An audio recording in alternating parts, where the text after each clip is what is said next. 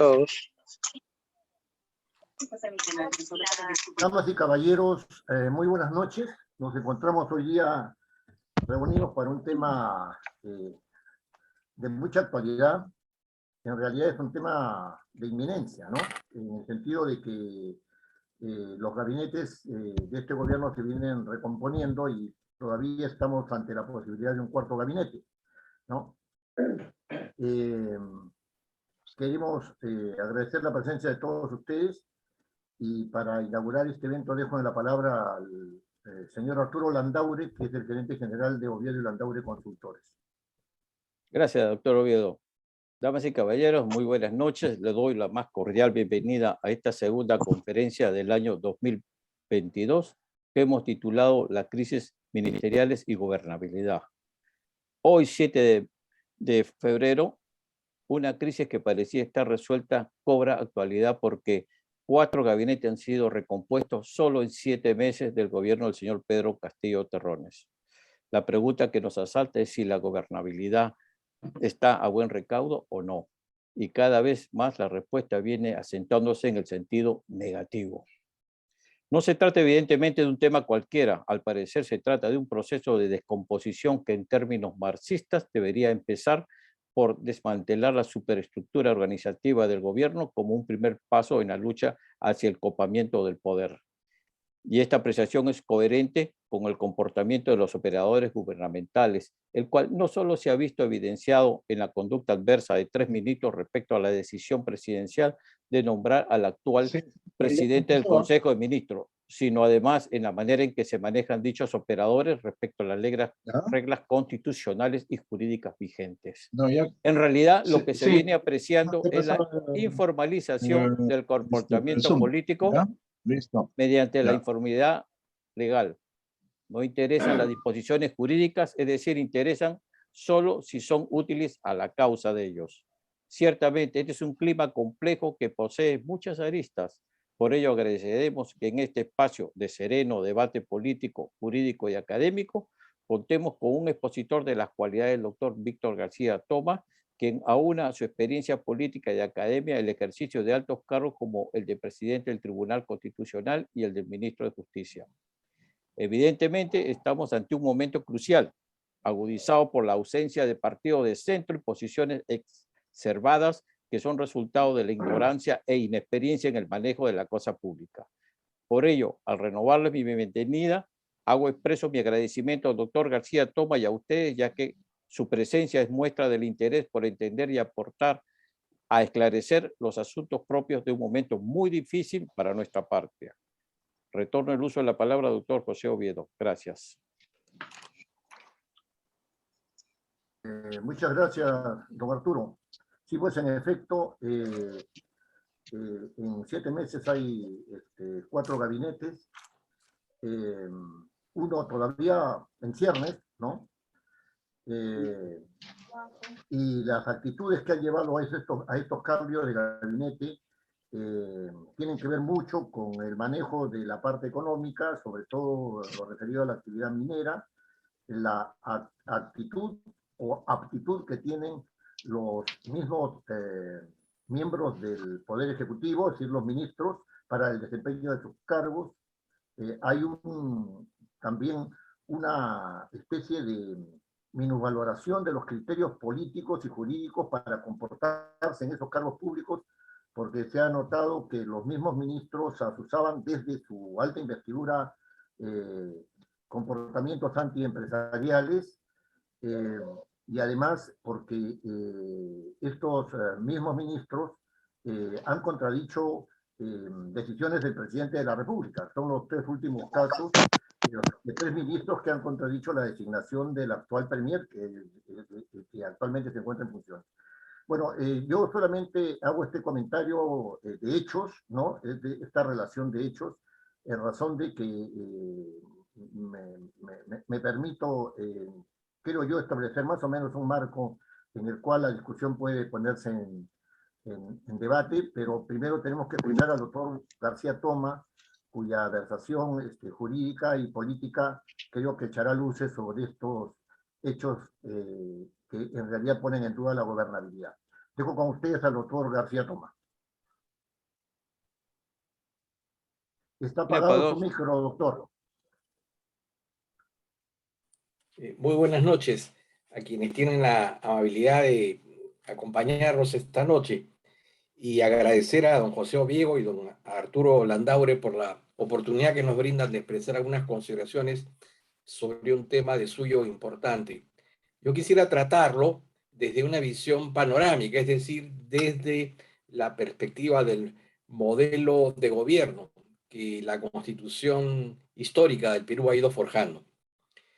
Nosotros tenemos un modelo que podríamos calificar de mixto o compuesto, en la medida en que si bien desde las primeras constituciones, particularmente la de 1828, calificada como la madre del constitucionalismo peruano, se sentó la idea de un modelo republicano, democrático y un presidencialismo puro al estilo norteamericano.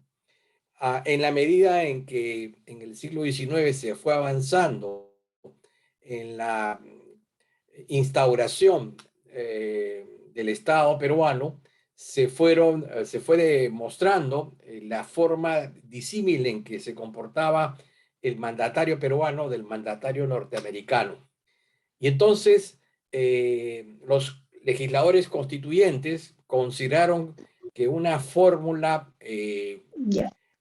viable para mejorar el sistema era ir introduciendo instituciones parlamentarias dentro del régimen presidencialista. Ya con anterioridad, incluso el propio San Martín había instalado un gobierno con 3 ministerios, ustedes se acuerdan, un ministerio de Relaciones Exteriores con Del Río, un ministerio de Economía con Unanue y un ministerio de Guerra con Monteagudo.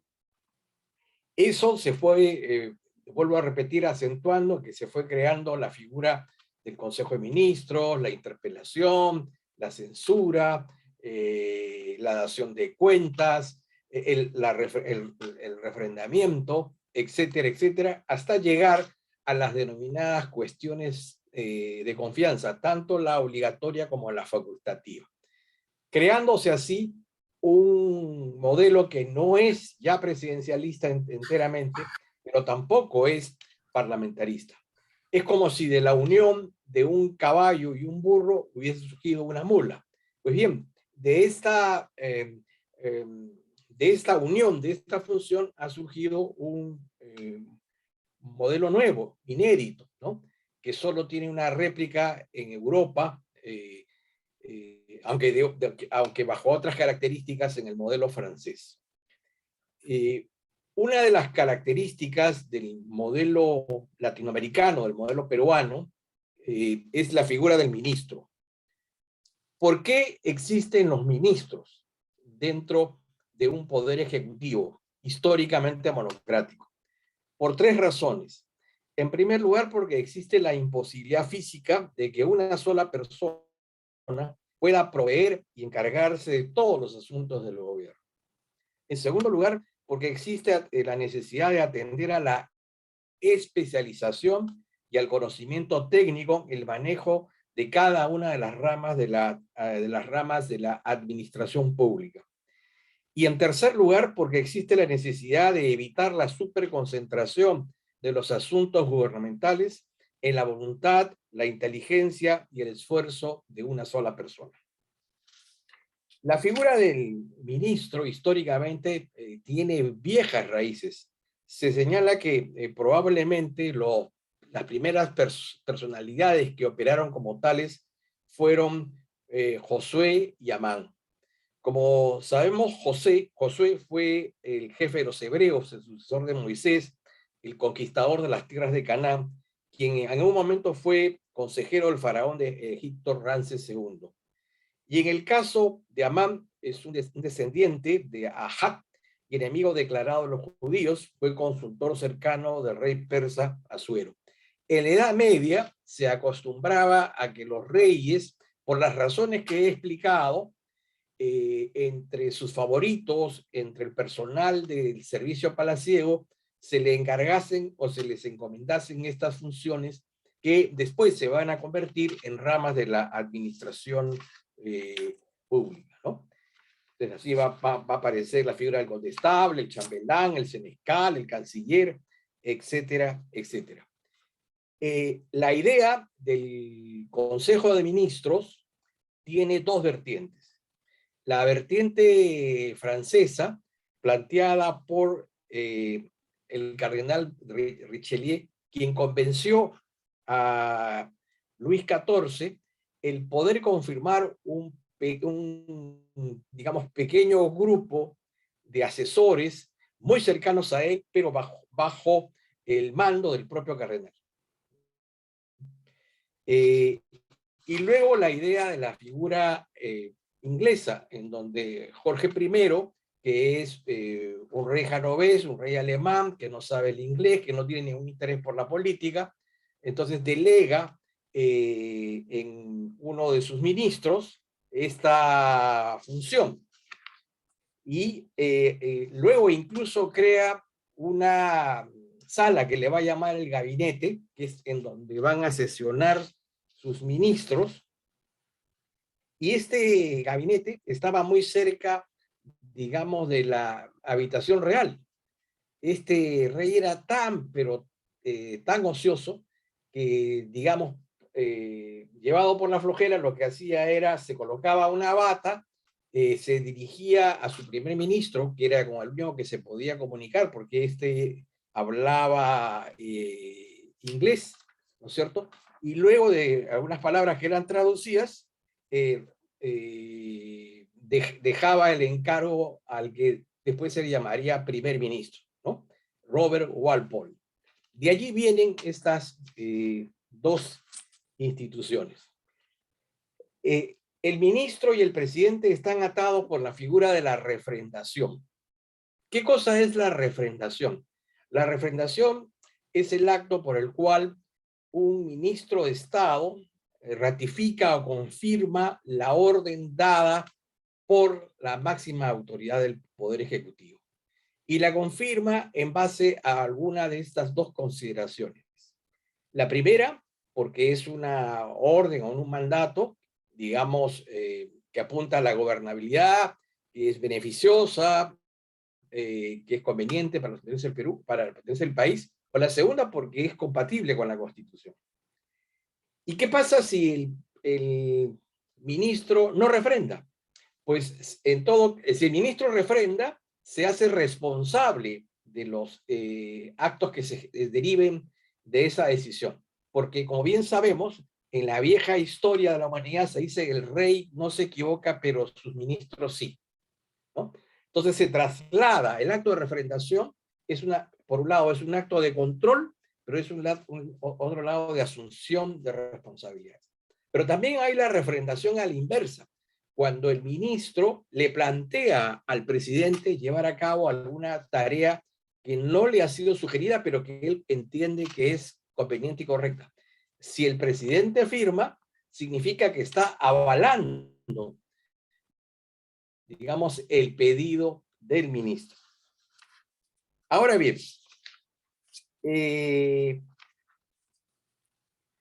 ¿cuáles son los requisitos para ser ministro? En teoría, el asunto es muy práctico. Primero, ser peruano de nacimiento. En segundo lugar, ser ciudadano en ejercicio. Es decir, no tener, digamos, una condena efectiva, no tener ninguna inhabilitación política, no ser un interdicto, es decir, no estar sujeto a una decisión judicial de quiebra, de toxicomanía, de ebriedad habitual, etcétera, etcétera. Y en tercer lugar, haber cumplido 25 años. Valentín Paniagua fue ministro de Justicia a los 25 años, y Javier Silva Ruete lo fue a esa misma edad en el Ministerio de Agricultura, ambos durante el primer gobierno del presidente Belaúnde. Y cabe decir que fueron dos destacables figuras de la política peruana en el tiempo. Ahora bien, ¿por qué, a pesar de que hablamos de requisitos tan básicos, la mayoría de los presidentes han sabido escoger a sus ministros? Es decir, hemos tenido gabinetes bastante aceptables. Y es que a estos requisitos existen las reglas no escritas. La eficiencia, la eficacia, la experiencia, el conocimiento, ¿no es cierto?, que son el sentido de transparencia, la imagen social y profesional que la persona escogida tiene. Lamentablemente, con este gobierno a lo largo de sus 3 gabinetes, y probablemente se produzca lo mismo con el cuarto, estas reglas no escritas no han sido cumplidas. Se han satisfecho los requisitos establecidos en la Constitución, pero no se han cumplido las del sano juicio, las del recto proceder, las que tienen que ver con el sentido, ¿no es cierto?, de la gobernabilidad. Ahora, hay un autor, Alberto Castells, que señala cuáles son los criterios con los cuales un presidente escoge a sus ministros. Y un primer criterio puede ser el ser miembro de una organización partidaria. Es decir, lo escojo porque tiene la misma afinidad ideológica. Es decir, me da la garantía de que va a colaborar conmigo en la administración de una rama de la administración pública porque tiene una misma visión, ¿no es cierto?, sobre la concepción del mundo, tiene los mismos principios y los valores políticos, tiene una misma idea de lo que debe ser el tipo de sociedad a construirse, etcétera, etcétera. Ciertamente, sin mengua de los requisitos anteriores. La segunda posibilidad es que sea una persona de confianza personal, es decir, alguien a quien el presidente ha tratado en largo tiempo, por, digamos, vínculos académicos, vínculos profesionales o incluso vínculos amicales. Y en consecuencia, la presencia de esa persona le da la paz y la seguridad de que está al frente de un hombre en quien se puede enteramente confiar. La tercera posibilidad es que es un técnico en una rama de la administración pública. Es decir, ya no estamos hablando de un político, estamos hablando de un perito, de un especialista, ¿no es cierto?, en alguna cuestión vinculada con la administración pública. En cuarto lugar, puede tratarse de un ciudadano de gran ascendencia y prestigio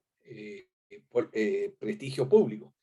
Tal el caso, por ejemplo, de Javier Pérez de Cuéllar, ¿no es cierto?, cuando fue nombrado por Valentín Paniagua como el presidente del Consejo de Ministros. Javier Pérez de Cuéllar era una figura internacional, había sido secretario general de la Organización de Naciones Unidas, había colaborado en la pacificación de varios conflictos bélicos, una persona de un crédito internacional. La quinta posibilidad es que se trate de un gobierno de coalición, un gobierno que intente ser de ancha base, y en consecuencia se trata de un representante que pertenece a un bloque multipartidario. Diríase que si la ciencia y el sentido común alcanzara al presidente, obviamente sería un momento oportuno para hacer un gabinete con esas características. Y la última posibilidad es que sea un representante de un organismo de la sociedad civil, es decir, un decano de un colegio profesional, un miembro de una organización, un miembro de una ONG, etcétera, etcétera, ¿no? Muy bien. ¿Cuáles son? Y quiero entrar directamente al tema para luego pasar a las preguntas. ¿Cuáles son, digamos, los caminos que llevan a una crisis ministerial desde el punto de vista de la Constitución? Bien, estos dos caminos han sido creados, curiosamente, por la Constitución del año 1993.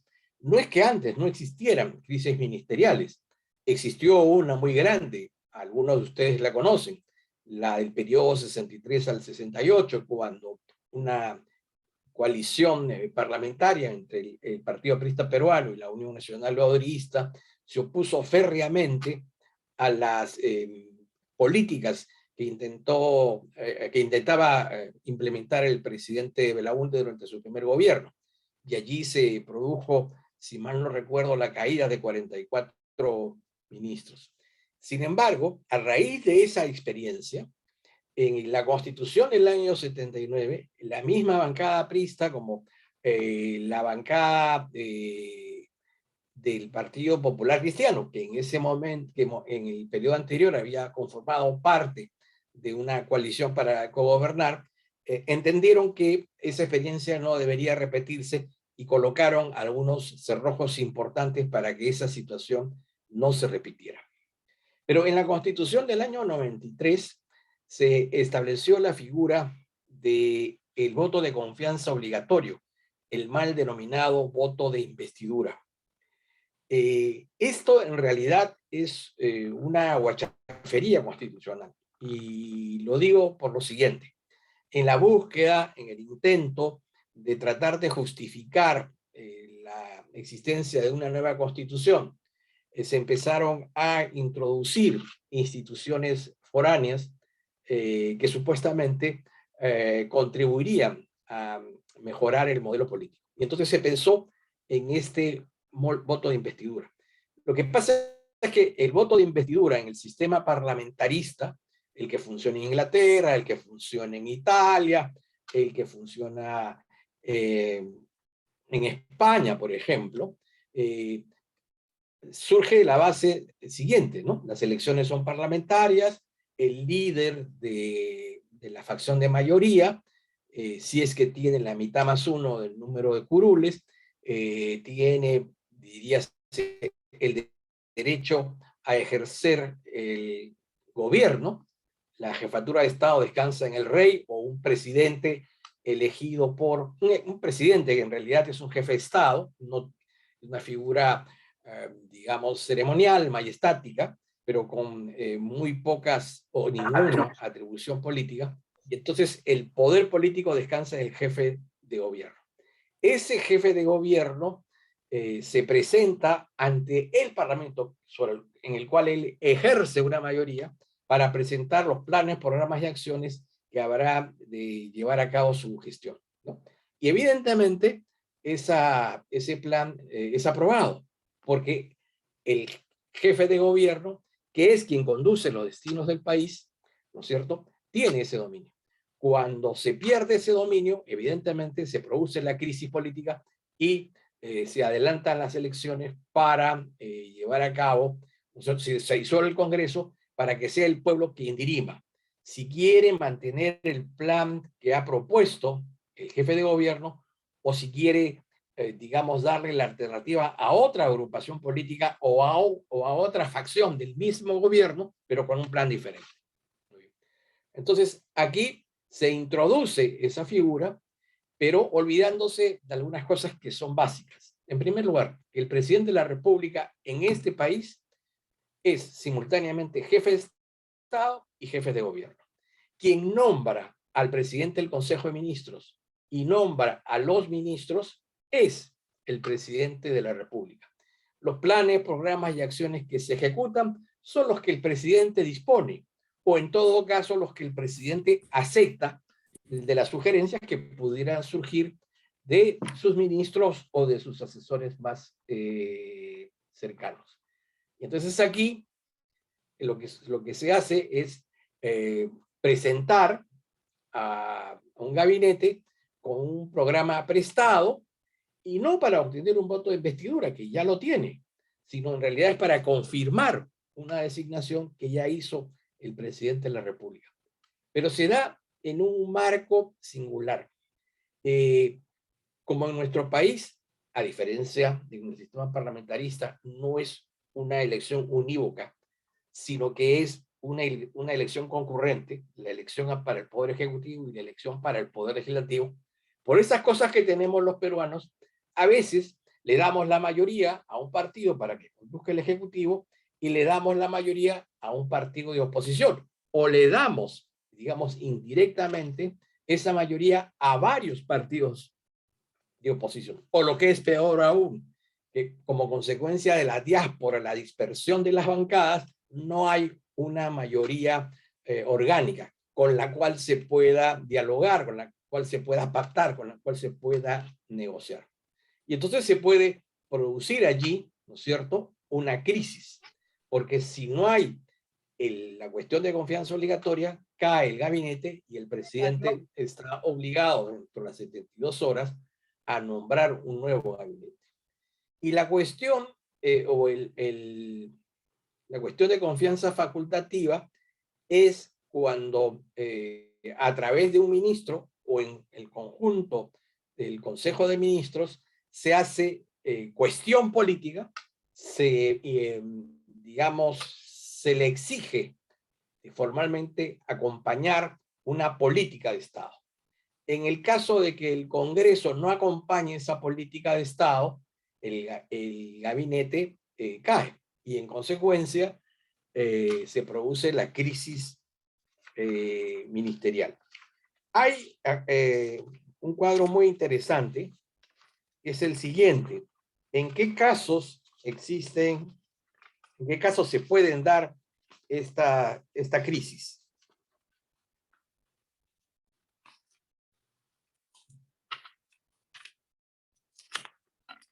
Bien. Primera circunstancia, cuando el Consejo de Ministros o el presidente del Consejo de Ministros es objeto de una censura parlamentaria. Como bien sabemos, la censura es un instituto de control político en la cual se le imputa al presidente del Consejo de Ministros o al Consejo en pleno alguna de estas tres imputaciones. Falta de idoneidad técnica, falta de idoneidad política o, ¿no es cierto?, una infracción de carácter ético.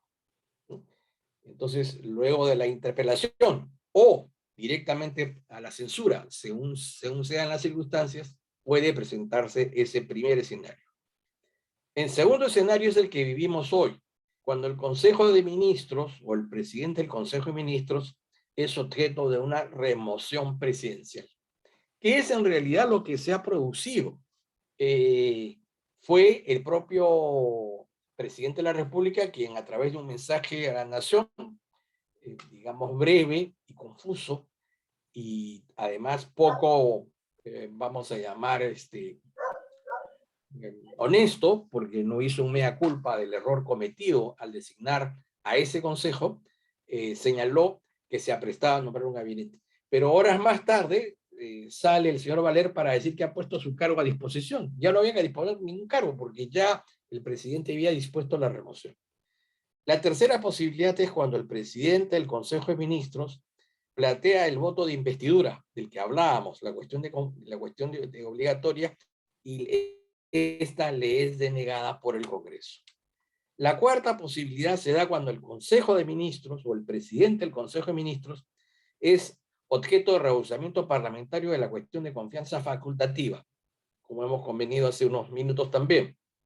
La siguiente posibilidad es cuando el Consejo de Ministros o el presidente del Consejo de Ministros presenta su renuncia.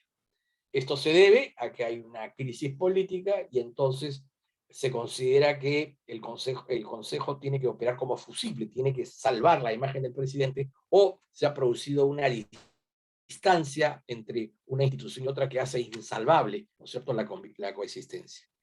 Y la última posibilidad es cuando el Consejo de Ministros es objeto de rehusamiento de la cuestión de confianza por los actos realizados durante el periodo de interregno parlamentario. Es decir, se ha producido la disolución del Congreso, se ha estado legislando mediante decretos de urgencia, llega el Parlamento extraordinario y puede hacer cuestión de confianza en relación a esos decretos de urgencia, entendiéndose que han sido utilizados fuera de los márgenes que la propia Constitución señala. En consecuencia, estas son digamos, todas las variables que presenta la crisis política.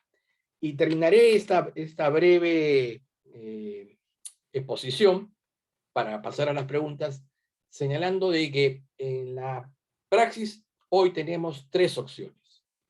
La primera opción es que en aplicación del artículo 113 de la Constitución, por un pedido, creo ya expreso de varias personalidades e implícito por parte de la ciudadanía, el presidente de la República, en una suerte de reconocimiento de sus propias limitaciones, pero consciente de la necesidad de actuar con patriotismo, dé un paso al costado y presente su carta de renuncia, la que obviamente implicaría la sucesión presidencial.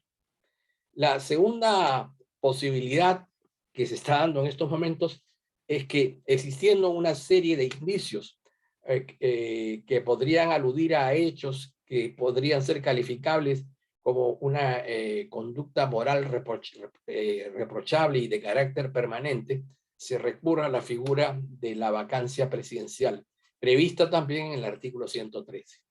Y la tercera posibilidad, bueno, que es a la que está intentando el presidente, pero en la que va a tener que dar un giro, es que el presidente ya no puede, primero, darse el lujo de nombrar de la misma manera como ha nombrado en los tres casos anteriores. Lo segundo es que la relación con sus ministros tendrá que ser sustancialmente distinta y tendremos, o se requerirá de un presidente del Consejo de Ministros que no solamente coordine, cuando lo dejan coordinar, que no solamente sea el primer portavoz, sino que en puridad en los hechos asuma la conducción material del gobierno, ¿no? Si esa, y por supuesto desaparecer ese gabinete denominado en la sombra. En Inglaterra el gabinete en la sombra es una institución rentada por el Estado, se le asigna una suma de dinero para que la primera fuerza de oposición tenga un gabinete alterno que pueda contrastar las políticas de Estado y que además provea de la información suficiente a la ciudadanía de si se está administrando bien o mal el Estado y se dé luces sobre qué haría la primera fuerza de oposición si es que pudiera convertirse en gobierno, a través de sus políticas, a través de las personalidades que integran el gabinete y las conductas que estos asumen. Estamos, por supuesto, todos atentos a lo que suceda, aunque de mi punto de vista no creo que suceda gran cosa y tengamos que tener algunas semanas más de agonía antes que llegar a la decisión pues ineluctable de hacer uso, ¿no es cierto?, de alguna de las figuras que establece la Constitución, principalmente la vacancia. Muchas gracias por su atención y nuevamente mi agradecimiento a don José por la invitación. Muchas gracias. Doctor García Toma, muchísimas gracias a usted. Disculpe más bien que no podamos aplaudirlo porque el Zoom no nos permite eso, pero le estamos muy agradecidos. Gracias. Bien, vamos a pasar a una ronda de preguntas, ¿no? Que también pueden ser comentarios, ¿sabes? O sea, no solamente aquí se trata de preguntar, también se puede comentar, ¿no? Pero siempre yo le sugiero que lo hagamos con el máximo respeto y la máxima responsabilidad, porque nuestra consultora ha creado este espacio y felizmente nos ha dado muy buenos resultados entrar en un diálogo entre posiciones muy variadas, muy distintas respecto de estos temas que son tan álgidos, ¿no? Tan álgidos en este momento político. Digamos que la regla es que se plantee la pregunta con un breve comentario. Les rogaría a ustedes que no excedan los 4 minutos o 5 minutos, ¿no? Para que todos puedan participar, ¿ya? ¿Alguien desea hacer uso de la palabra? Doctor García Toma, disculpe usted que yo sea el primero. Por favor, adelante. La palabra. Usted ha planteado varias posibilidades, pero hay una posibilidad que también tiene que entrar en el análisis. Y es que el presidente de la República, para no salir mal parado, es decir, para no tener que renunciar, para no tener que ser vacado, para no tener que ser suspendido, porque eso es lo que contempla la Constitución, ¿no es cierto?, de un paso al costado, pero no dejando la primera magistratura, sino convocando elecciones adelantadas. Generales. Generales, por supuesto generales. Y así Claro. de un plumazo sale él y sale también el Poder Legislativo. ¿No? Ese es un primer comentario que está dentro de, digamos, de las posibilidades, ¿no? Esa fue la propuesta de Alberto Fujimori al comienzo de los años 2000. No prosperó porque Fujimori fue primero vacado y luego inhabilitado. Pero si se hubiese mantenido en el poder, él habría, incluso llegó a convocar las elecciones, ¿no? Que no fueron desconocidas y luego se proveyó a través de la figura del presidente Valentín Paniagua. Pero en efecto, históricamente hubo ese intento y es un intento válido, es un intento constitucional. ¿Sí? Claro. Y un segundo comentario que le quería hacer. Pero, don Pepe, una tingencia. Para poder llevar a cabo eso, se tendría que tener el acuerdo de la primera vicepresidenta. Porque el gobierno es de 5 años. ¿No? Entonces tendría que ser un acuerdo de los dos para decidir acortar su mandato convocando elecciones. Porque si no, se produciría allí un impasse. Es decir, bueno, tú has decidido convocar elecciones, pero yo voy a permanecer en el cargo 5 años y si tú no lo ejerces, te sucederé, ¿no? Se podría presentar esa figura. Claro, y ahora sí le quisiera hacer una pregunta. Mire, yo a lo largo digamos, de mi visión de los diferentes gobiernos, ¿no?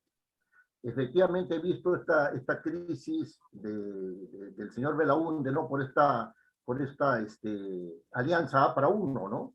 De la Unión Nacional de Vista, pero jamás vi de los ministros de ningún presidente salieran a enmendarle la plana al presidente, ¿no es cierto?, por una decisión que el presidente tomó dentro de sus facultades.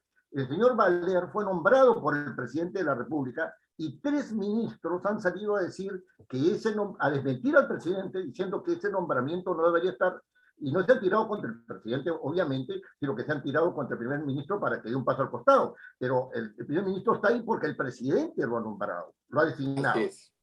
O sea, me parece una cuestión rarísima, ¿no? Pero además, el año 1930, cuando cayó Leguía, ¿no? Hubo 5 presidentes seguidos, el último de los cuales fue un tío abuelo mío, don David Samanes Ocampo, ¿no? Que convocó justamente a una asamblea constituyente, ¿no es cierto?, que dio lugar a la Constitución de 1933, ¿no es cierto? Entonces, fíjese la similaridad. Hay varios presidentes que están, digamos, sucesivamente, poco tiempo, ¿no es cierto?, en la presidencia de la República, y hay un presidente que está en la cárcel, que es el señor Leguía, que fue muy maltratado en la cárcel, ¿no? Y en este caso, resulta que hay varios presidentes que se están yendo uno tras otro, ¿no? Y resulta que tenemos un presidente en la cárcel que es el señor Fujimori, ¿no? Esas analogías históricas son interesantes, parece que hubieran ciclos, ¿no? Ciclos políticos. ¿Cuál es su comentario respecto de esto? En efecto, históricamente, como usted dice, es así. Y yo le agregaría también para el anecdotario un caso emblemático y cercano, que es el del presidente Toledo. Toledo dedicó gran parte de su tiempo al ejercicio de la función de jefe de Estado. Es decir, era una figura protocolaria, una figura ceremonial, era un hombre, digamos, por sus características carismático, que, digamos, ejercía con mucho entusiasmo su labor de vinculación con la comunidad internacional, etcétera, etcétera. Sin embargo, se ocupaba poco de los temas de gobierno. Él tuvo el tino de escoger a muy buenos ministros, darle la confianza suficiente y entera al presidente del Consejo de Ministros y dejar que ellos, ¿no es cierto?, encarrilaran el rumbo del gobierno. Y entonces esa situación se manejó muy bien. Es decir, por propia decisión de Toledo, por sus propias características, él estaba interesado en otros temas.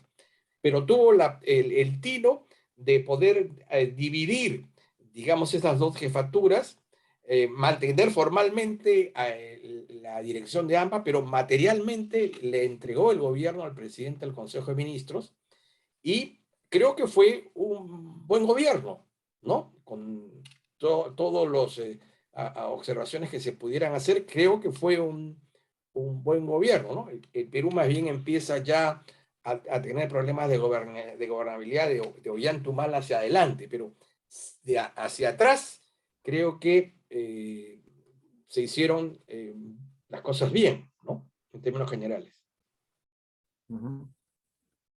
¿Alguien desea hacer uso de la palabra para alguna pregunta o comentario?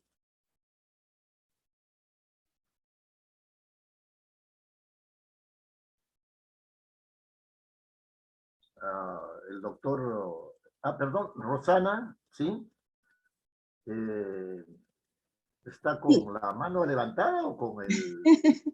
Sí, es que no, buenas noches. Sí, lo que pasa es que no tengo la opción para poder levantar la mano y he puesto que he levantado al menos un dedito.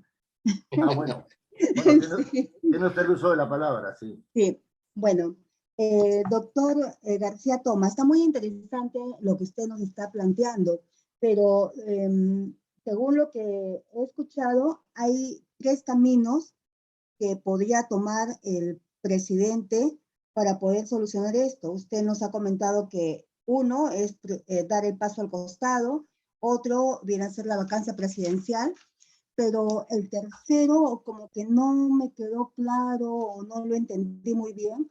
¿Nos podría volver a comentar eso, por favor? Y gracias. Claro, es un poco repetir la experiencia de Toledo, pero bajo otras condiciones. Toledo no estaba muy interesado en los temas del día a día, porque tenía otras afinidades, otros intereses, ¿no?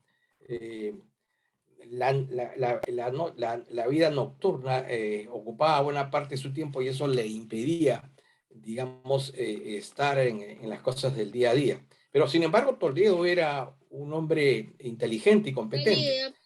Aquí tenemos un problema diferente.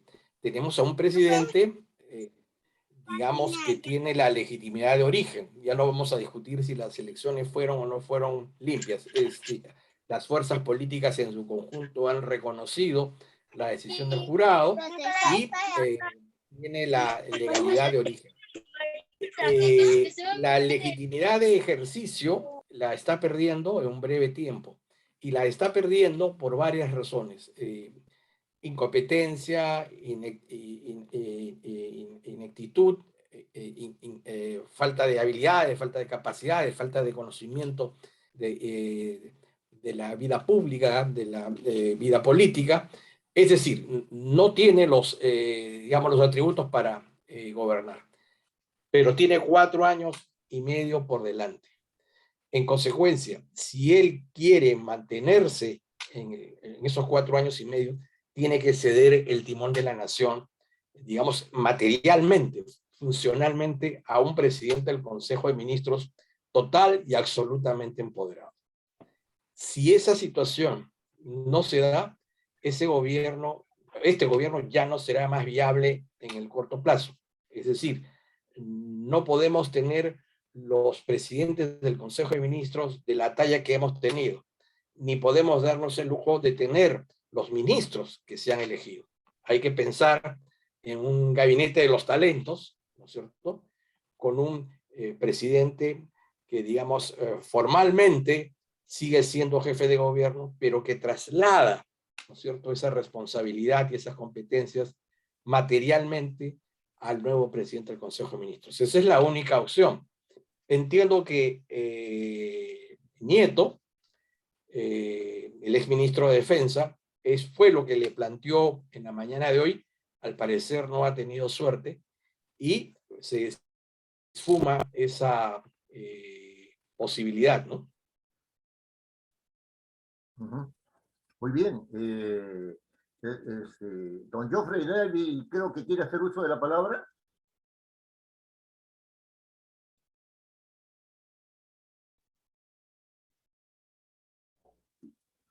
No, mi estimado doctor. Soy un Sí. directo alumno y encantado de estar en esta reunión. Gracias. Gracias, muy amable. Eh, Don Pepe, en el ámbito de las renuncias, estas no han sido atípicas en la política latinoamericana. Recordemos cómo en la experiencia argentina, por distintas razones, anticiparon libre y autodeterminativamente su salida Raúl Alfonsín y luego Así es. Fernando de la Rúa. En Bolivia, Sánchez de Lozada y el propio Kuczynski, ¿no es cierto?, también adelantó su salida. Entonces, la renuncia es un acto, digamos, responsable cuando se ve que el camino para seguir conduciendo el país nos lleva pues al precipicio, es decir, ya a una situación de anomia política, ¿no? Entonces, ese es un camino que también hay que indagar. Y el segundo camino es el que ya tiene el Congreso. Algunas cosas han ido cambiando en el Congreso en estas últimas semanas. Hay bancadas que estaban, digamos, implícitamente apoyando al gobierno y ahora le han quitado su respaldo. Uno es APP, el otro se supone que son los morados. Por lo menos la mitad de la bancada de Acción Popular ya está en una posición mucho más firme hacia la oposición y aun lentamente nos vamos acercando a esos 87 votos, ¿no? Ujú. Don Reiner Zabaleta, tiene usted uso de la palabra. El doctor Gracias. José Pineda también desea que uso la palabra más adelante. Gracias, señor. Muy Señor bien. Oviedo, gracias. Excelente exposición, doctor García Toma. Yo soy docente Gracias. cesante de la Universidad Nacional de Trujillo, hablando de la ciudad de Trujillo también. Doctor Toma, el grupo político que está en el gobierno acá necesita hacer cambios, dice, para poder gobernar. Y para hacer los cambios necesita una nueva constitución. La pregunta ¿es necesaria una nueva constitución? Tenemos muchas constituciones, hemos tenido muchas constituciones. Somos el país que tiene más constituciones que otros países. ¿Es necesario, doctor García Toma, tener una nueva constitución o hacer cambios desde el legislativo para poder que no sucedan las cosas que están sucediendo y estar escritas en la constitución política del Perú? Los reclamos ciudadanos y que de alguna manera se han manifestado en una preferencia por la candidatura del señor Castillo han estado y están vinculados con la gestión de servicios públicos, la educación, la salud, la seguridad ciudadana. Y nada de eso tiene que ver con la Constitución. Es decir, la Constitución no es la culpable de que no haya camas UCI, que no haya oxígeno, que no haya fármacos en los hospitales. La Constitución no es la responsable de que no tengamos el número suficiente de policías en las calles, que exista la corrupción policial, que como consecuencia de una equivocada política exterior se dejara ingresar, digamos, sin observar ciertas restricciones a inmigrantes venezolanos. Un sector de ellos pues se han incorporado al ámbito delincuencial, como sucede en todas las partes del mundo, ¿no? Hay inmigrantes buenos y inmigrantes malos, a nosotros los peruanos también nos pasa en el exterior. Pero eso tiene que ver en todo caso con la modernización y la reestructuración de la administración pública. Tiene que ver con la calidad de los operadores políticos, no tiene que ver con la Constitución. En segundo lugar, para plantear un cambio en la Constitución hay que preguntarnos qué es lo que queremos cambiar. Y cuando al presidente Castillo se le ha preguntado qué se quiere cambiar, ha dicho que quiere poner el derecho a la salud y el derecho al agua. Y el derecho a la salud y el derecho al agua ya están en la Constitución, ¿no? Entonces, el presidente quiere cambiar la Constitución, pero no sabe para qué quiere cambiar la Constitución, ¿no? Porque no tiene pues un programa. Le prestaron un programa que es el de Perú Libre, que es un desastre ese programa. Lo Pero primero disculpe, pero lo primero que habría que preguntarle al señor Castillo es que si ha leído la Constitución. efectivamente, Lorena. Yo podría apostar que jamás la ha leído. Es más, a lo largo de la historia de nuestro país hemos pasado por 12 constituciones y en mi opinión esta es la más completa. Y cambiar la Constitución, el hecho de cambiar, mucha gente cree que porque se cambia la Constitución van a cambiar las cosas. No es así. No es así, porque tenemos muchas partes de la Constitución que no se cumplen, empezando por la parte de derechos humanos, ¿no? O sea, el tema de salud, ¿se cumple? No se cumple. El tema de educación, ¿se cumple? No se cumple, pero están en la Constitución. Ahora, el Congreso es un poco contradictorio, ¿no? Porque si bien es cierto, ellos se oponen a una nueva Constitución, pero vemos que la Comisión de Constitución todas las semanas hace una modificación constitucional. Entonces, tenemos que ponernos de acuerdo, ¿no? Porque se supone que si la Constitución que tenemos funciona y está bien y me opongo a una nueva Constitución, entonces, ¿por qué todas las semanas presento una reforma constitucional? Realmente es una contradicción y tenemos que empezar a ponernos de acuerdo. Nuestra Constitución puede que no sea perfecta, pero funciona, funciona. Y eso es lo importante y eso es lo que tenemos que valorar porque también cuando se hizo esta Constitución había gente pensante y gente muy preparada. Ahora pongámonos en esta situación, ¿quién va a hacer la nueva Constitución? Bueno, Dios nos coja confesados. Eso es todo. En la línea de lo que ha dicho Lorena, habría que decir que en el supuesto negado que necesitáramos una nueva constitución, lo primero que tendríamos que tomar como consideración es el momento, ¿no? Estamos hoy viviendo todavía los estertores de la pandemia. No hemos recuperado, no nos hemos recuperado de la crisis económica. Estamos viviendo una profunda crisis de inseguridad ciudadana y el país está dividido, profundamente dividido. En esas circunstancias, plantear la posibilidad de que los peruanos tengamos la serenidad, la prudencia y el tiempo y, digamos, el ánimo suficiente para ponernos de acuerdo, eso está complicado. Y lo segundo, algo que ha dicho Lorena, es decir, los operadores.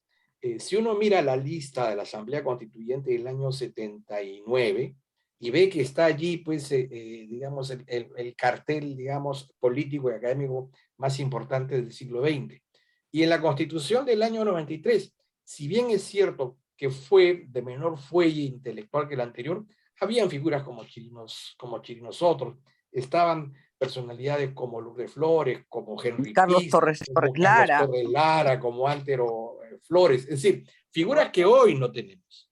No tenemos. Sería nefasto. ¿Quién va a hacer la nueva Constitución? Entregarle la Constitución pues, a Bermejo, a Valero, ¿no es cierto? Sería pues una cosa terrible.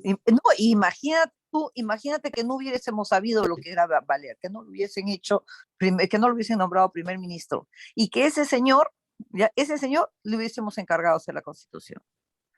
Imagínate el disparate. Pero es que mira la agenda del Congreso, puras leyes declarativas. Las leyes declarativas sí sonarán muy bonitos, pero no funcionan, no existen. No existen. Las leyes es un engañamuchachos. Claro, el congresista propone una ley declarativa, se va a su pueblo, se toma la foto y pone una placa bien grande que ha declarado la laguna tal como recurso natural, ya, como de interés público, interés nacional. Perfecto. Sí, pues, pero ¿y? ¿Algo mejora? Claro, Lorena, dime. El tema del Congreso es un tema específico que tenemos pensado tratarlo aquí en una sesión como esta, ¿no es cierto? También en la consultora próximamente, ¿no? Próximamente. La próxima reunión que vamos a tener es sobre constitución y gobernabilidad, porque como bien ha señalado el doctor García Toma, ¿no?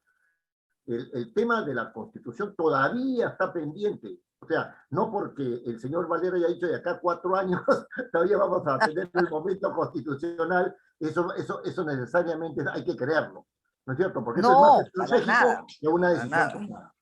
Bueno, para don nada. Moisés Bueno, la Pineda, gobernabilidad del país está mal, está mal. sí, don Moisés Lamentablemente, pues Pineda, hemos tenido unas elecciones con el hígado, ¿no? Y eso es el resultado. sí, don Moisés Pineda desde Barranquilla nos quiere hacer algunas preguntas. Ojo con él, ¿ah? Ojo con él, ya. Porque saludándolos a todos acá desde Colombia. Bueno, sí, he estado atento. Yo estoy aprendiendo básicamente porque creo que como periodista y como formador de opinión en alguna medida en mi ciudad tengo algunos deberes y uno de ellos es estudiar. Indudablemente cuando hablaban del tema de los ministros me venía a la mente lo que me toca ver aquí en el vecino, Venezuela, donde para cada problema hay un ministro. Es decir, ministro de Asuntos Étnicos ubicados en el estado de Barinas, y ese es un ministro. Ahora, también hay un ministro de Asuntos Étnicos para cuestiones relacionadas con los blancos, los negros residentes en ciudades grandes mayores de 1 millón de habitantes. Ese es otro ministro. Y llegamos entonces a tener una cosa tan, diría yo, nutrida de ministerios y de, como diríamos, de dignidades que no pasan de ser sino declarativas, como decían hasta hace un instante la doctora que me antecedió en las reflexiones, la doctora Lorena. Pero de lo mío era una pregunta más del oficio acá. Yo iba a preguntarle, entonces puedo decirle mañana a mis oyentes que estamos a puertas o bien de una vacancia para el señor presidente del Perú o bien ante una convocatoria de elecciones generales. Eso va, digamos, el ánimo de la población no es el mejor. El tiempo de espera y de paciencia yo creo que se ha agotado. El presidente tiene en sus manos la última oportunidad de salir adelante y completar su periodo si esta vez rectifica su conducta y nombra a un verdadero Consejo de Ministros y le otorga plenos poderes al presidente de dicho ente. Si no lleva a cabo eso, será cuestión de semanas, pero finalmente el presidente saldrá apresuradamente a la calle, digamos, por la agitación de la ciudadanía, o saldrá por una decisión del Congreso, ¿no? Yo creo que probablemente ese sea el camino que tenga el Perú en las próximas semanas.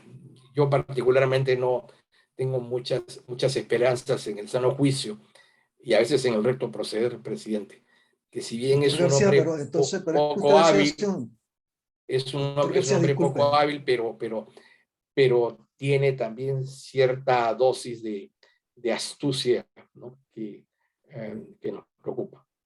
doctor García, pero es que hace un momento usted decía que anoche el ministro de Defensa le había hecho esa propuesta al señor presidente y esta la había desechado. Sí, en la mañana de hoy nos hemos, por propia versión de él, había declarado que le habían propuesto el cargo y que él estaría dispuesto a aceptarlo siempre que se dieran algunas, digamos, se aceptaran algunas condiciones. Esas condiciones al parecer no habrían sido aceptadas y en consecuencia se está buscando otro candidato que sea, digamos, menos exigente a los requerimientos que el país requiere, ¿no? doctor García Toma, aquí en el chat, Gustavo Melgar pregunta lo siguiente.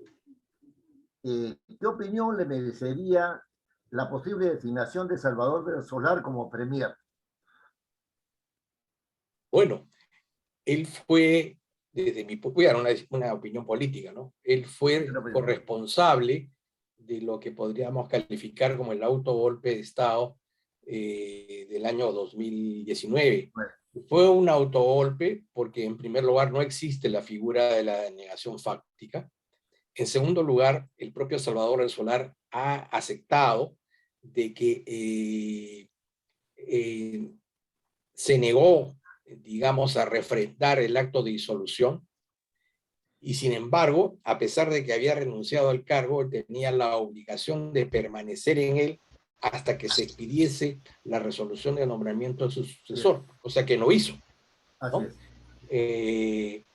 Incluso la irrupción, usted es un experto en estos temas, la irrupción del presidente del Consejo de Ministros en una sesión, en una sesión de pleno, eso en realidad fue algo matonesco, porque en primer lugar es cierto que una autoridad del Poder Ejecutivo puede asistir a una sesión, pero eso se coordina administrativamente. Incluso el señor Salvador Solar recibió la invitación, digamos, se oficializó su participación en la sesión a las 4 de la tarde y él se apareció a las 10 de la mañana e intentó ingresar no por donde ingresan los ministros, que es la parte posterior, ¿no es cierto?, que usted conoce, el ala izquierda, sino que intentó ingresar por la puerta donde ingresan los legisladores. O sea, hay una serie de procedimientos que él, digamos, se zurró y no creo que sea la figura adecuada para estos casos. Lo más importante es que el señor Salvador Solar no une, no integra, sino que contribuye a la división, pues porque tiene sus detractores. Entonces no es una figura que en estos momentos pueda ser útil, porque aquí lo que hay que buscar es generar a alguien que tenga consenso y no que genere, digamos, animosidad o dispersión, división, ¿no? Sí, sí, sí. ¿Alguien más desea hacer uso de la palabra? Don Freddy Arias, ¿sí? ¿Tiene usted uso de la palabra? Buenas noches, Pepe. Buenas noches, doctor García Toma. ¿Cómo le va a usted saludarlo? Está bien, es conocido por todos que este gobierno no tiene intención de hacer las cosas bien. Todos los pasos que está dando son para llevar al país al peor momento de nuestra historia. Y a quien nombre, ya sabemos, ya se había dicho el caso del exministro de Defensa, de Nieto, lo que le ha contestado. Y está buscando él un primer ministro que sea, en mi entender, choque para el Congreso. O sea, no veo intenciones de hacer bien las cosas para corregirlas. Él lo que está buscando es que caiga el Congreso. Entonces puede ser lo que usted ha dicho, podría ser llamar a elecciones generales, que sería una salida para todo el mundo igualita. Entonces él está hasta que 4 meses más, elecciones, y se acabó el tema. El problema es quién entra. Es un problema y es una encrucijada que tenemos todos. ¿Quién podría ser el que entre y qué correcciones haría? Esa es una duda que tenemos todos. Pero aparte de eso, al Congreso le quedan 2 alternativas desde mi punto de vista. Yo no soy jurídico, no conozco más que soy lector. El tema es la acusación constitucional a los 2, presidente y vicepresidente, que están en giro, o en su defecto, porque la vacancia no va a ser posible por los votos, o sería en todo caso ver el Congreso de qué forma lo puede encerrar y obligarlo a que renuncie, ¿no? Que sería una cosa un poquito complicada. Y la última para mí es la calle, porque la gente ya le falta comida, ya no hay gasolina, todo está subiendo, no hay trabajo y todos los problemas que conocemos. Yo creo que es momento de los sindicatos, momento de los gremios, que ya es hora de organizarse. Para mí sería la única salida en estos momentos. Si no, yo creo que a fin de año ya el país desaparece. Volvemos a ser un Venezuela. Es todo, señor. Sí, para compartir con usted la preocupación de que en el escenario de que desaparezca la presencia de Castillo en el poder, ¿qué es lo que viene? La crisis del sistema de partidos políticos, la, digamos, confusa, enmarañada y torpe legislación electoral y la tosudez de buena parte de los líderes políticos se convierte en un problema central. No podemos tener una nueva elección con 18 o 20 partidos. tenemos, por ejemplo, en el ámbito de la derecha, 3 o 4 partidos que en realidad representan el mismo electorado. Ahí tendría que haber tendría que crearse una opción de centro que se requiere para balancear. Y bueno, yo creo que las fuerzas de izquierda, la izquierda marxista en este caso, van a estar felizmente bien menguadas, aunque presenten candidatos no tienen ninguna opción. En el ámbito de la acusación constitucional, el problema está en que ese es un proceso más largo. En el mejor de los casos, un proceso de acusación constitucional dura 40 días. Y entonces es mantener al vilo al país 40 días, lo cual es difícil de llevar a cabo. ¿Existen las causales? Sí, en ambos casos. En el caso del presidente podría ser acusado por infracción a la Constitución, habida cuenta que las declaraciones que él virtió en su condición de jefe de Estado sobre el tema del mar para Bolivia infringe, en primer lugar, el artículo 44 de la Constitución, que señala que es un deber del Estado la defensa de la integridad territorial, el artículo 55 que habla de que el territorio es inalienable, el artículo 32 que señala de que por referéndum no se pueden alterar las reglas establecidas en un tratado. Además, el artículo 118 habla de que él es jefe de las Fuerzas Armadas, es el más alto, es el conductor de la política exterior y relaciones internacionales, y él no puede claudicar a esas funciones con esas declaraciones que no han sido a título personal, porque al haber sido establecidas en Palacio de Gobierno y para una cadena internacional se asumen como que son declaraciones oficiales. Y también podría ser el antejuicio, ¿no?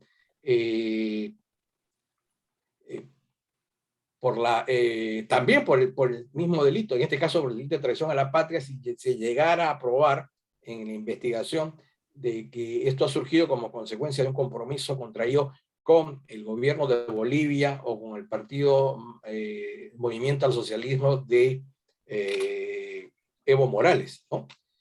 En el caso de la vicepresidenta, acaba de surgirle un serio problema constitucional al haberse detectado que ella dolosamente omitió consignar a un familiar cercano como tal, dentro de su declaración de gestión de intereses. Y al haber esta persona asumido una relación contractual con el Estado, y al no haberse podido detectar este hecho por esa omisión, evidentemente eso podría llevarla también a una acusación constitucional. Pero como le digo, el problema ahí, más que el tema de los votos, el problema es que ese es un proceso muy largo de 40 días. La vacancia es una situación que se puede dar en 10 o 12 días, es mucho más rápido, ¿no? En fin. Doctor García Toma, el doctor César Delgado Géndez, muy activo él en las redes, ¿no? El mejor teórico y mejor conocedor del derecho parlamentario. Así es la autoridad en derecho parlamentario. Exactamente. Así es. Es la Biblia. Bueno, sí, es la Biblia, ¿no? Ha señalado, ¿no?, que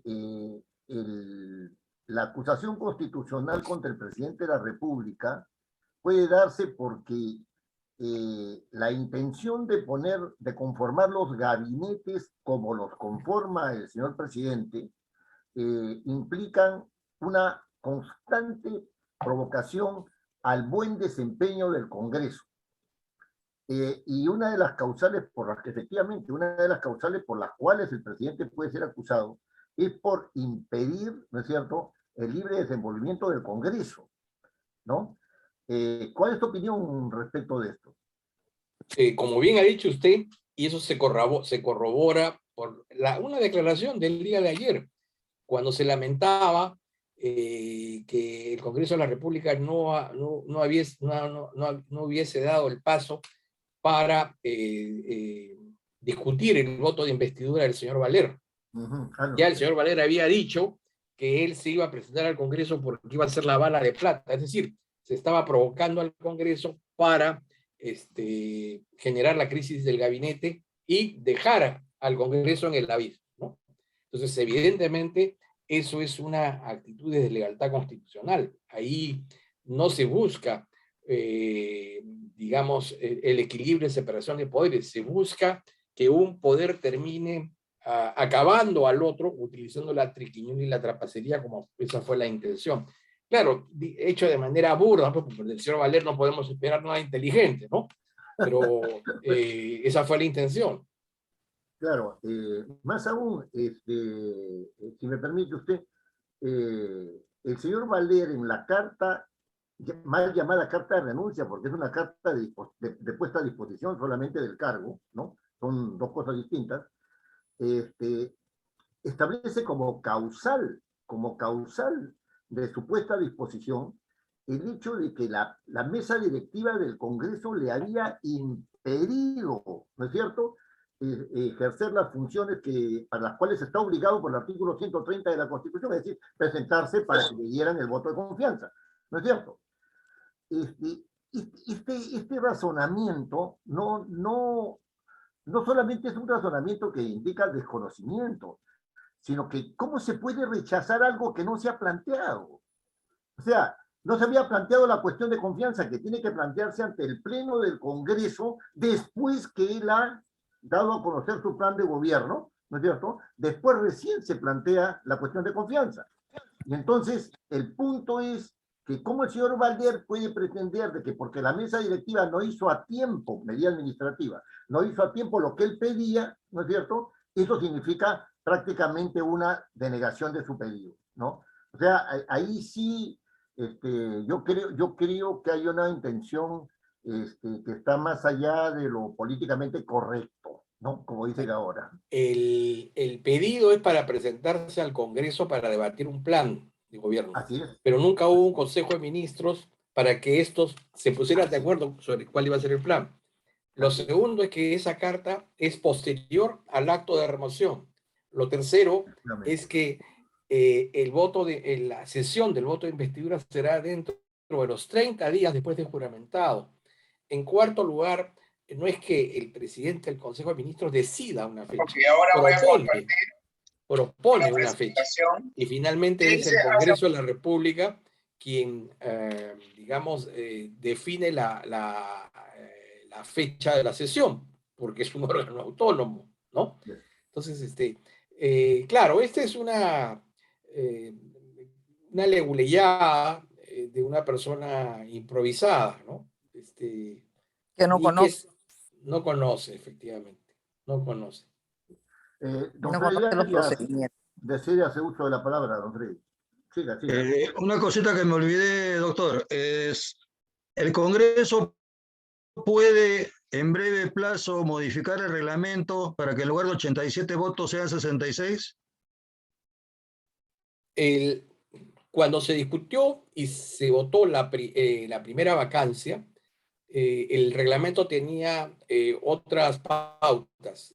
Era una mayoría simple. ¿Por qué el Tribunal Constitucional exhortó, sugirió, recomendó que el Congreso modificara esa regla? Porque de acuerdo con la Constitución, para poder separar a un magistrado del Tribunal Constitucional, al Contralor General de la República, al Superintendente de Seguros, al presidente del Banco Central de Reserva, al defensor del pueblo, a los miembros de la Corte Suprema, se requería 87 votos. En cambio, para la más alta magistratura, solo 66, ¿no? Entonces, era un contrasentido. Entonces, por eso es que se fijó que debía ser un número por lo menos igual al que la Constitución exige para la salida de los otros funcionarios. Si es bueno cambiar el reglamento hoy, me parece que no, porque sería en todo caso un cambio con nombre propio. Es evidente que el reglamento se está cambiando para sacar a Castillo, y eso implicaría que ese cambio queda viciado jurídicamente, ¿no? Así que vamos a tener que seguir bregando. Yo creo que hemos avanzado bastante. El cambio de posición de APP son 10 votos, más los 3 votos de los morados ya van 13. Probablemente Somos Perú también se acople. Somos Perú, y los de Juntos por el Menú Los de Acción Popular también, ¿ah? Los de Acción Popular ya están. Yo creo que esto va a ser tipo lo que pasó con Vizcarra, ¿no? Sí, La primera no ligó, la segunda no ligó, la tercera sí. sí. Yo creo que inclusive Porque Nuevo esto Perú, ya está el constante. ex aliado va a votar a favor de la vacancia, ¿no? Y el núcleo muy pequeño de Perú Libre, incluso podría un sector de Perú Libre votar a favor de la vacancia, porque si es que no le hacen caso Cerrón, se termina ya de romper la alianza, ¿no?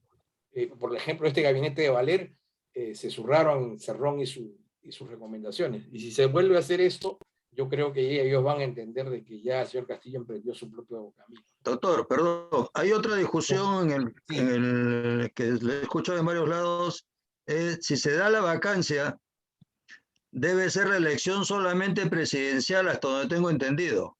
Pero hay gente que dice de que es elecciones generales. ¿Cuál es la realidad? Hay dos posiciones. La primera es que se dice que son elecciones concurrentes y paralelas, porque el periodo presidencial es homólogo al periodo parlamentario, ¿no? Por eso es que se hacen elecciones en el mismo acto. Esa es una posición. La otra posición es que tratándose de dos órganos diferentes y habiéndose producido el epicentro de la crisis en un órgano, no tiene por qué afectar al otro, ¿no? En consecuencia, los parlamentarios continuarían en ejercicio del cargo hasta 4 años. que culmine su mandato. Esa segunda interpretación también tiene que ser vista con algo de pragmatismo, porque hay muchos parlamentarios que se niegan a votar por la vacancia por el tema, pues, del ingreso, ¿no? No quieren perder la curul. Entonces, la segunda interpretación les resultaría a ellos más funcional, ¿no? Entonces, con algo de pragmatismo, creo que la segunda interpretación va a cobrar fuerza para lograr alcanzar el consenso que el Perú necesita a través del Congreso. Doctor García Toma, ¿no le parece que no se puede sancionar a un órgano por cumplir con sus funciones, ¿no? Es decir, si el Parlamento lo cesa constitucionalmente, razón de sus funciones, y entonces lo cesa para disolverse a sí mismo, eso francamente no me termina de convencer. O sea, sería un ¿cómo una suicidio, persona ¿no? va a salir sancionada porque cumple con sus funciones, ¿no? Sí, pues. ¿Por qué tiene que disolverse el Parlamento si es que el presidente se ha incumplido, ¿no? Eso del acto corporativo no tiene que ver con las causales, sino con el origen, Claro. no con las causales de cese o de destitución o de lo que fuere, ¿no es cierto? Entonces, me resulta un poco difícil entender esta primera posición, ¿no? Pero Pepito, Ahora, claro, en este país, jurídicamente, ¿qué cosa es entendible, no? Porque fíjate, Vizcarra cerró el Congreso y el nuevo Congreso lo sacó a él. Doctor García Toma, no está escrito de que se llama elecciones, no dice elecciones presidenciales ni elecciones congresales, ni elecciones generales, mejor dicho, ¿no? Lo cual lleva a una interpretación de una forma o de otra. Yo creo que es lógico pensar de que si se ha vacado presidencialmente, se darían elecciones presidenciales nada más. ¿Cuál es su opinión? Y como le decía, existen las dos interpretaciones. En la experiencia que se dio con Fujimori, se convocó a elecciones generales, pero la explicación fue que esas elecciones, digamos, el proceso de vacancia se dio cuando ya había una convocatoria previa. En consecuencia, se justificó así ese acto. El tema es discutible, pero ciertamente la segunda opción, que es la que estamos conversando, es razonable y pragmáticamente más útil en estos momentos, ¿no? Don José, yo lo voy a tener que dejar en unos minutos. Sí. ¿Alguien desea, bueno, una última pregunta para el doctor García Toma, porque tiene obligaciones? ¿Quién desea hablar? No, Pepe Samuel. Ah, muy bien. Don Samuel Abad, siga usted. Él es homónimo de Samuel Amat. El gran Samuel Amat. Es homónimo. Sí, Adelante, Samuel. el doctor García Toma me ubica en la medida en que más de una vez lo he invitado a que escriba en la revista Cuadernos Parlamentarios, hasta ahora sin éxito, pero nunca pierdo la esperanza, doctor García Toma. Tomo nota, don Samuel. Tome nota y escríbanla en piedra esa nota, porque la invitación en esta oportunidad va a ser con ocasión del bicentenario, una edición especial con ocasión del bicentenario del Congreso, que es en septiembre, doctor. No, cuente conmigo, me envía las coordenadas y lo hacemos, no se preocupe. A mí muchas gracias por la invitación. Muchas gracias. Mire, en respeto por el tiempo medido, para todos, ¿no? Y en especial para usted, voy a ser puntual. Doctor, yo he escuchado por si acaso soy opositor al gobierno y desearía que haya un cambio presidencial. Esto es para evitar que se malinterprete mi intervención. He estado escuchando en dos oportunidades la entrevista del periodista del Rincón a Castillo, en la parte referida a la salida al mar. Y en ningún momento el presidente habla de conceder la soberanía a Bolivia en lo que respecta a salida al mar. Entonces, a mí me extrañó que jurisconsultos, abogados, juristas tan connotados hayan firmado esa denuncia, ¿no? Por traición a la patria. Pero bueno, esta es una inquietud personal. Ojalá que tenga un breve comentario de parte de usted, doctor. Gracias. Sí, bueno, es el tema de el mar para Bolivia ya fue objeto de, digamos, de una atención anterior. Si mal no recuerdo, fue durante el gobierno del presidente Fujimori que se buscó una fórmula muy similar a la de Tihuinza. Se adjudicó en propiedad una parte del litoral peruano, pero sin soberanía. Es decir, lo que se llama Bolivia Mar, en donde incluso se otorgaba la posibilidad de hacer un puerto que estuviera bajo la administración de una empresa boliviana, pero sujeta a las leyes peruanas, con lo cual se preservaba la soberanía. Esa situación ya fue implementada, ¿no? Entonces, si se habla de una salida al mar, ya tiene que ser bajo una fórmula diferente a la que en su momento implementó el señor Fujimori. Y en segundo lugar, si hablamos del referéndum para una adjudicación de propiedad, pero bajo sometimiento a la soberanía peruana, no se requiere, no se requiere y no se necesita, digamos, el llevar a cabo un referéndum. Era evidentemente que de manera implícita se estaba refiriendo a la necesidad de otorgar territorio peruano, ¿no? Ya con la pérdida de soberanía. Y a eso lo dejó traslucir el propio entrevistador, porque le dijo, eso es traición a la patria. Y Castillo no refutó. Castillo dijo, no, pero esto no lo voy a hacer yo, lo va a hacer con referéndum, es decir, trasladándole la responsabilidad de esa decisión al pueblo, ¿no? Es decir, la respuesta frente a esa imputación no fue firme, no fue tajante. Doctor García Toma, muchísimas gracias. Las palabras de don Arturo Landaure para cerrar esta... Bueno, doctor, hace rato estoy alzando la mano, no me dan la palabra. ¿Quién habla? Saturnino, hace rato alcé la mano allá. Si todos saben, no te veo, Saturnino. Ya, sí. Saturnino haga uso de la palabra. Corto nomás, Saturnino, porque sí, el doctor García Toma... Mira, doctor García Toma, lo que veo pues ahorita, que últimamente pues, nunca pasan en la política, 4 presidentes, no PK, Merino, Pica, que son vitalicio, que ganan, no sé, y esto no crea pues que política hay inestabilidad, no incertidumbre. Más que nada, no solo el gobierno, hay confrontación entre legislativo y ejecutivo, y afecta pues de verdad en nuestro país. Ahora el tema del licor, que el aceite, no sé qué dijo Primor, que costaba 8 o 12 soles, 15 soles, pero afecta a la canasta pequeños que ganan poco. ¿Cómo pueden vivir? Ahorita está inicial, el crisis económica está bien afectado. Entonces, ¿Cómo podemos buscar salida? El pueblo, la gente, la sociedad civil dice mejor que se vaya Congreso, porque un congresista también hay mucha improvisación, la política no, la gente no está preparada, no tienen conocimiento, cualidad, buenos cuadros que han salido. Entonces han elegido porque tienen plata, hacen campaña, pero no porque por conocimiento y cualidad hay que modificar, no sé qué es la Constitución para que sea un buen político, un buen congresista, ¿no? Que una opinión, que hay buen proyecto, pero hay mucha improvisación en el mismo congresista y en el otro. Entonces, el apoyo de la sociedad civil que haya, que haya elecciones para presidente y para congresista también. No sé, realmente que este causa un caos, una incertidumbre, una inestabilidad, ¿verdad?, en nuestro país. Y no sé, ¿usted qué opinión tiene?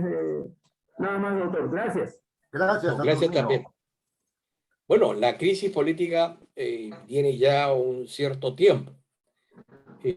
Podríamos, si se quiere, ubicarla con el gobierno del presidente Kuczynski, a raíz de la malhadada, digamos, confrontación entre el Parlamento y el Poder Ejecutivo, promovida por Fuerza Popular.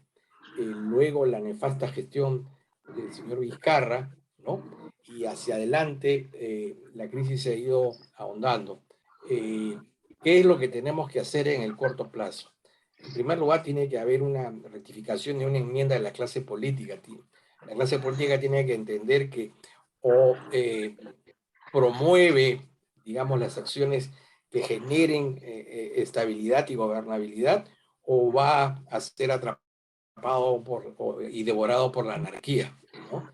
En segundo lugar, a la ciudadanía también hay que exigirle mayor responsabilidad en el ejercicio de su voto, porque ciertamente esta última elección, digamos, muchos han votado, digamos, fundamentalmente por razones viscerales, ¿no? Digamos, sin tener